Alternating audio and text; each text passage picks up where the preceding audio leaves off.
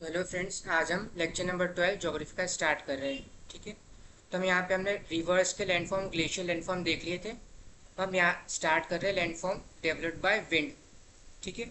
तो इसको हम वापस से इरोजनल और डिपोजिशनल लैंडफॉर्म में क्लासीफाई कर सकते हैं। ठीक है। तो फर्स्ट आता है deflation hollows, mushroom tables and यार्डोन्स।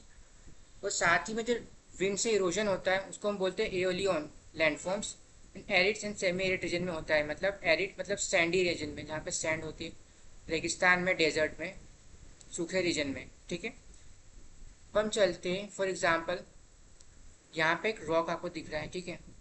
अब जब बहुत तेज ज़्यादा विंड चलती है, बहुत स्पीड से विंड चलती है, इस डायरेक्शन में फ्लो हो रही है, तो क्या होता है, जो फाइनल मतलब छोटे पार्टिकल्स है वो ऊपर रहते हैं, और जैसे जैसे नीचे जाते जाते हैं यहाँ पे थोड़े हैवी पार्टिकल्स रहेंगे, फिर यहाँ पे जो रहेंगे काफ़ी ज़्यादा हैवी पार्टिकल्स रहेंगे। मतलब क्या, जो ये विंड सैंड डस्ट है वो इसको इरोड करेगी, करेक्ट। यहाँ पे हैवी पार्टिकल्स है तो ज़्यादा इरोजन यहाँ से होगा। और ज़्यादा हैवी पार्टिकल्स बहुत बड़े बड़े यहाँ पे हैं ग्राउंड लेवल पे। तो जो स्टोन का इरोजन है वो इस साइड में से होना शुरू हो जाएगा। तो क्या होता है, जब इरोजन हैवी पार्टिकल से होता है तो छोटा वाला जो नीचे का पोर्शन है काफ़ी ज़्यादा इरोड हो जाता है, जिसकी वजह से हमें क्या मिलता है, मशरूम रॉक्स मिलते हैं। ठीक है, इसको हम बोलते हैं मशरूम रॉक्स। उसके बाद हम आते हैं यार्डंग्स पे। तो इसमें क्या होता है, फॉर एग्जांपल डेजर्ट एरिया है, काफ़ी सूखा एरिया है, तो विंड की स्पीड ज़्यादा रहती है क्योंकि फ्रिक्शन कुछ रहता नहीं यहाँ पे, ट्रीज रहते नहीं है, तो फ्रिक्शन बहुत कम रहता है, तो विंड की स्पीड क्या बहुत ज़्यादा रहती है। अब डेजर्ट में क्या होता है कि डेजर्ट मतलब हमेशा रेगिस्तान नहीं होता है। यहाँ पे फॉर एग्जांपल लद्दाख की बात करें, लद्दाख डेजर्ट में, तो वहाँ पे लद्दाख कोल्ड डेजर्ट है, मतलब वहाँ क्या सूखा पूरा रहता है, काफ़ी सारे हार्ड रॉक रहते हैं। ठीक है। अब क्या आता है, इन हार्ड रॉक में कुछ बीच में सॉफ्ट रॉक रहते हैं, यहाँ पे जो वाइट में डैश डैश दिख रहा है ये सॉफ्ट रॉक है। अब जब काफ़ी स्पीड से विंड चलती है इस डायरेक्शन में तो क्या होता है, जो ये सॉफ्ट रॉक है वो इरोड हो जाते हैं। ठीक है। जब सॉफ्ट रॉक इरोड हो जाते हैं क्या होता है, जो हार्ड रॉक है इस तरह के वो ऊपर दिखने लगते हैं यहाँ पे, और जो बचा हुआ गैप है यहाँ पे सैंड फिल हो जाती है। ठीक है। तो यहाँ पे सैंड फिल हो गई, तो हमें ये हार्ड रॉक ऊपर दिखने लग गया, ये सॉफ्ट रॉक इरोड हो चुके हैं। तो हमें क्या मिलता है यहाँ पे, यार्डंग्स। इसको हम बोलते हैं यार्डंग्स। इसके एग्जाम्पल सहारा डेजर्ट में ले सकते हैं, और रूब अल खाली सऊदी अरेबिया में भी इसका एग्जाम्पल ले सकते हैं। अब इसके बाद हम आते हैं डिफ्लेशन होलोस पे। तो यहाँ पे क्या होता है, फॉर एग्जाम्पल यहाँ पे पूरे में सैंड है, लेकिन कुछ पार्ट में काफ़ी सारे हैवी मटेरियल्स हैं, यहाँ पे काफ़ी सारे हैवी है, और यहाँ पे सिर्फ लाइन ऑफ सैंड, सिर्फ सैंड है। जब विंड चलती है तो ये सारी सैंड को उड़ा के आगे ले जाती है, लेकिन जो हैवी पार्टिकल्स हैं वो यहाँ रह जाते हैं। तो इसको हम बोलते हैं डिफ्लेशन होलोस। ठीक है। उसके बाद हम आते हैं ड्यून्स पे। तो ड्यून्स पे क्या होता है, फॉर एग्जांपल जब काफ़ी ज़्यादा विंड, हवा तेज़ चलती है तो सैंड को एक जगह से उड़ाकर दूसरी जगह डिपोजिशन उसका दूसरी जगह करने लगती है। अब अलग अलग डिपोजिशन से अलग अलग तरह के पैटर्न बनते हैं। अब हर पैटर्न को अलग अलग नाम दिया गया है, फॉर एग्जांपल बर्चान ड्यून्स। तो एक सेंट एक जगह इकट्ठी हो जाती है इस तरह क्रिसेंट में फॉर्म में, क्रिसेंट फॉर्मेशन में, तो हम उसको बोलते हैं बर्चान ड्यूस। यहाँ तो यहाँ पे कभी होलो क्रिएट हो जाता है ब्लो आउट ड्यून्स, क्योंकि यहाँ पे बीच में सेंटर में गैप हो गई है, इसको हम बोलते हैं पैराबोलिक ड्यूस। फिर दिन यहाँ आता है बैल्कनोइड रीजेस, मतलब एक प्लेन सरफेस इस तरह बन जाती है। अब काफ़ी ज़्यादा माउंटेन की जगह काफ़ी ज़्यादा प्लेन बन जाते हैं, उसको बोलते हैं ट्रेवर्स रीजेस। ठीक है। तो यही क्या होता है, फॉर एग्जाम्पल अब एक और रीज़न है, फॉर एग्जांपल जब मॉर्निंग में क्या होता है, डेजर्ट एकदम सूखा रहता है, लेकिन नाइट में क्या होता है, नाइट में क्या होता है, डेजर्ट एकदम मतलब ठंडा ठंडी पड़ती है वहाँ पे। अब तो क्या होता है, कुछ जो मॉइस्चर रहता है एयर में उसकी वजह से जो सैंड है वो थोड़ी गीली हो जाती है, हैवी हो जाती है। अब ऊपर की सैंड सबसे ज़्यादा जल्दी वेट लूज़ करेगी, अपना मॉइस्चर लूज़ करेगी, तो ये सैंड जो है ऊपर की तरफ हट जाती है और एक जगह कलेक्ट होना शुरू हो जाती है। ठीक है। अब नेक्स्ट चलते हैं हम, इसका एग्जांपल हम ले सकते हैं सहारा डेजर्ट से, large Rocky outcrops and rouble खाली से सऊदी अरेबिया में। ठीक है। पर्चस हमने वही पढ़ा कि क्रिसेंट शेप बना लेता है, इस तरफ में क्या यहाँ पे सैंड में कोई सपोर्ट सिस्टम नीचे रहता नहीं है, तो यहाँ पे विंड चल रही है तो यहाँ से क्या सारी सैंड उड़ के यहाँ पे कलेक्ट हो रही है, लेकिन पीछे की तरफ कोई सपोर्ट सिस्टम नहीं है, तो यहाँ पे क्या है, सैंड नीचे गिर जाती है, तो इस तरह क्रिसेंट शेप क्रिएट हो जाता है, इसको हम बोलते हैं बर्चन्स। ठीक है, ये हमें मिल सकता है लैंडफॉर्म डेवलप्ड बाय। अब हम चेक करते हैं वेव्स के, जो वेव्स से लैंडफॉर्म बनते हैं। फॉर एग्जांपल फिजिकल वेदरिंग हो सकता है, उसके बाद केमिकल हो सकता है, केमिकल इरोजन, ठीक है, वेदरिंग और इरोजन हो सकता है, केमिकल इरोजन एंड वेदरिंग हो सकता है। अब हम चेक करते हैं, सेम क्लासिफिकेशन रहेगा, cliffs, terraces, caves, stacks, stumps. Then deposits में आता है beaches, bars, spits and lagoons.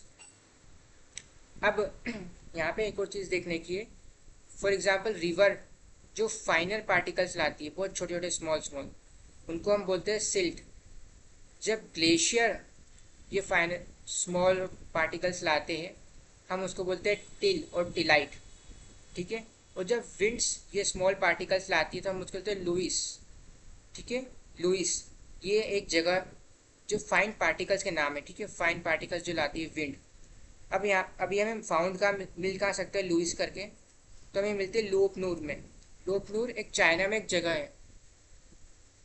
अब यहाँ पे क्या होता है, इसको चाइना का टेस्टिंग ग्राउंड भी बोलते हैं न्यूक्लियर आर्म्स के लिए। क्यों? फर्स्टली काफ़ी एरिड रीजन है, जहाँ लोग ज़्यादा रहते नहीं हैं। सेकेंड रीज़न है क्योंकि सैंड यहाँ पे है, तो जब आप कोई चल के यहाँ से जाता है सैंड पे से, तो ट्रेल्स मतलब फुटप्रिंट्स जो रहते हैं, कार के पहिए के निशान, पैदल चलने के निशान, वो छोड़ जाते हैं। करेक्ट, तो इसीलिए वजह से चाइना अभी बीच में रिसेंट न्यूज़ थी कि वापस से ओपन करा है, क्योंकि यहाँ पे कन्वेंशनल वीपन्स को टेस्ट कर रही है। चाइना जो कन्वेंशनल वीपन को टेस्ट कर रहा है। ठीक है, अब हम आगे चलते हैं और हम देखते हैं क्लिफ्स को। तो फर्स्ट क्लिफ्स में क्या होता है, फॉर एग्जाम्पल माउंटेन्स है, और माउंटेन्स जो है लाइमस्टोन से बने हुए हैं, मतलब ये लाइमस्टोन के पार्ट है। तो जब सी की ओशियन वेव्स यहाँ टकराती हैं, तो इसको इरोजन करना स्टार्ट कर देती है, इरोड करना स्टार्ट कर देती है। और फॉर एग्जाम्पल सबसे ज़्यादा वेव्स क्या टकराएगी, ये नीचे जाकर एकदम से स्प्लैश ऊपर की तरफ उठता है। ठीक है, तो यहाँ पे एक नॉच, मतलब इतना पोर्शन इरोड कर देगी, तो इसको हम बोलेंगे नॉच।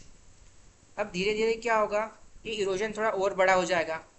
अब क्योंकि इरोजन बड़ा हो गया है और ये पार्ट हैंग आउट पार्टिकल, मतलब जो हैंगिंग पोर्शन है माउंटेन का, वो हैंग हो रहा है, तो धीरे धीरे ये भी गिर जाएगा। सेम यहाँ पे भी वही होगा कि धीरे धीरे इरोड होगा, और यहाँ पे ये पार्टिकल, ये लैंड मास भी हैंग आउट जो है, हैंगिंग लैंड मास है, वो गिर जाएगा। ठीक है, इसका एग्जाम्पल हम कहाँ देख सकते हैं, वर्कला केरला में सी क्लिफ सेडिमेंट्री रॉक से बना है। सेम हम स्कॉटिश हाईलैंड्स देख सकते हैं जो लाइमस्टोन डिप से बने हुए हैं। ठीक है, उसके बाद हम आते हैं लैंडफॉर्म्स में, तो हम चेक करते हैं। फॉर एग्जांपल सपोज करो यहाँ पे एक ओशन है, ये है सी, हमारा सी। ठीक है, अब यहाँ पे क्या होता है, जब वाटर जो है एक जगह से यहाँ पे केमिकल रिएक्शन करता है और केमिकली डिजॉल्व हो जाता है इतना पोर्शन किसी भी रॉक का, तो एक तरह से केव बना लेता है अंदर। ठीक है, तो इसको केव बोलते हैं। तो इसको क्या बोलेंगे, केव। केमिकल रिएक्शन की वजह से ऐसा होगा, मतलब कोई रॉक है जो केमिकल की वजह से इरोड हो गया है। ठीक है, अब क्या होता है, धीरे धीरे यही रॉक जो ये केव है काफ़ी बड़ी होती जाती है। मतलब सपोज करो एक टाइम पे ये जो केव है कम्प्लीटली फिल हुआ करती होगी, अब इसमें केमिकल रिएक्शन होकर केव बनी, यहाँ पे धीरे धीरे धीरे करके इसी केव बनी कि दोनों तरफ ज्वाइंट हो गया, मतलब इस तरफ से जाओगे और इस तरफ से वाटर वापस बाहर निकल सकता है, तो यहाँ पे एक होलो स्पेस क्रिएट हो गई। ठीक है, ये होलो स्पेस क्या होगी, अब धीरे धीरे ये पोर्शन है लैंड का, अब ये बीच में लटका हुआ है, तो थोड़ा टाइम बाद ये भी विंड इरोजन की वजह से वाटर होगी, काफ़ी बारिश होगी, तो ये वापस से ज़मीन में गिर जाएगा, ओशन के अंदर चला जाएगा। तो अब ये सिंगल स्टैक, मतलब ये स्टैक क्रिएट होगा। ठीक है, तो हम इसको बोलते हैं स्टैक। अब ये स्टैक क्या होगा, धीरे धीरे इरोड होना शुरू हो जाएगा। अब धीरे धीरे इरोड होकर क्या होगा, छोटा सा ये पोर्शन बचेगा, उसको बोलेंगे स्टम्प। क्या बोलेंगे, स्टम्प। ठीक है, अब हम नेक्स्ट आते हैं डिपोजिशन पे। For example spit and sandbox. Spit क्या होता है, फॉर एग्जांपल आपका ये लैंड मास है, अब जब ओशन की वाटर आता है तो काफ़ी सारे फाइन पार्टिकल्स को इकट्ठा करता है। अब जिस जगह पे फाइन पार्टिकल्स लैंड मास के एकदम पास पास में इस तरह बॉर्डर एरिया पे दिख रहे हैं, इसको हम बोलते हैं स्पिट। जब ये फाइन पार्टिकल्स लैंड मास के बॉर्डर एरिया पे कलेक्ट हो जाते हैं ओशन सरफेस के पास में, बाउंड्रीज पे, तो हम इसको बोलते हैं स्पीड। अब यही फाइन पार्टिकल्स अगर ओशन के बीच में, मतलब लैंड मास यहाँ है, यहाँ पे काफ़ी शेलो वाटर है, जो फाइन पार्टिकल्स है वो यहाँ कलेक्ट होना शुरू हो गए, तो इसको हम बोलेंगे सैंड बार। इसको हम बोलेंगे सैंड बार। ठीक है। सेम यहाँ पे छोटा सा आइलैंड दिख रहा है, तो उसको हम बोलते हैं बैरियर आइलैंड्स, मतलब ये काफ़ी लैंड मास के पास है, तो ओशन वाटर को और उस लैंड मास को सब बैरियर काम करता है। अगर हम सेम आगे चले, अब सपोज करो कि जो लैंड आइलैंड है, यहाँ पे एक सैंड से डिपोजिशन यहाँ पे स्टार्ट हो गया है, मतलब जो फाइनल पार्टिकल्स है वो यहाँ पे डिपॉजिट होना स्टार्ट हो गए। ठीक है, इस पिंक लाइन में। तो इसको क्या बोलेंगे हम, टोम्बोल्स। जो आपको दिख रहा है ये एक छोटा सा रॉक है, तो यहाँ पे जो फाइन पार्टिकल्स डिपॉजिट होगा, जिसकी वजह से एक पाथ जनरेट हो गया यहाँ पे, उसको हम क्या बोलते हैं, टोम्बोल्स। ठीक है। तो इस वीडियो में इतना ही। आई होप आपको अच्छी लगी होगी, तो इसको सब्सक्राइब करें और आगे वाले और वीडियो को लाइक करें। Thank you.